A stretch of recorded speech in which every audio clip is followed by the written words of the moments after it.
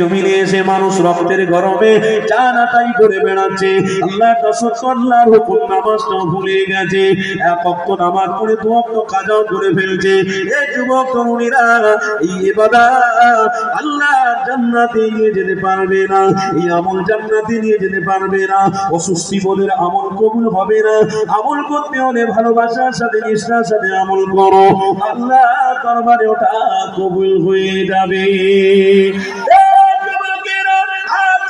আমলটা করতে বসেছে, এটার মধ্যে প্রেম রয়েছে, মানবতা রয়েছে, ভালোবাসা রয়েছে। চাইলে আপনারা শুয়েও পড়তে পারতেন, চাইলে আপনারা এসি চালিয়ে দিয়ে আরামের সাথে শুয়ে পড়তে পারতেন, কিন্তু কেন এত খবরে আপনারা বসে আছে? এটা আপনাদের মাকসাদ কি মাকসাদ?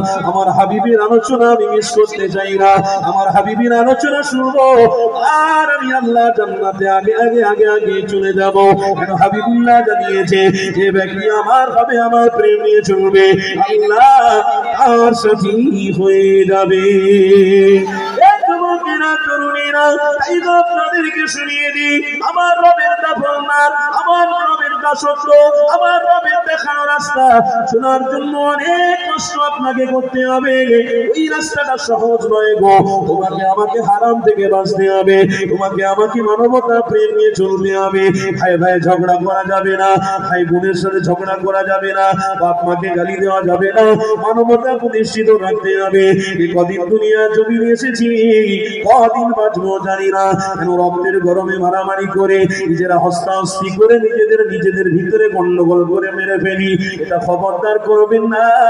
দুনিয়ার জমিনে আমিও মেহমান, আপনিও মেহমান, সবাই বাঁচো, সবাই খাওয়া দাওয়া করো, আনন্দ করো, আল্লাহর দাসত্ব করে একদিন সবাই চলে যাবো দুনিয়া ছেড়ে। এমন দোষ আমরা নিয়ে যেতে পারবো না যে কারণে আল্লাহ আমাদেরকে জাহান্নামী বানিয়ে দেবে। এই যুবকেরা, তাই আমার আল্লাহ জানাচ্ছে, ওরে আমার বান্দারা, দাসত্ব কেবলমাত্র আমার করবি, ভিক্ষা আমার কাছে চাইবি, আমি আল্লাহ এত দেওয়া দেবো, এত দেওয়া দেবো, দুনিয়ার কোনো মানুষ তোকে রুখতে পারবে না। আমি যাকে বাঁচাবো কেউ মারবে না, আমি যাকে দেবো কেউ রুখতে পারবে না। তাই আল্লাহ বান্দারা বলেছিল আল্লাহ সুবহানাহু ওয়া তাআলা, আল্লাহ কবুল করেছিলেন। আজ আমরা দুনিয়ায় এসেছি, তবে আর একটা আলোচনার সভা হয়েছিল, ওই আলোচনাতে কে কে ছিল শোনো।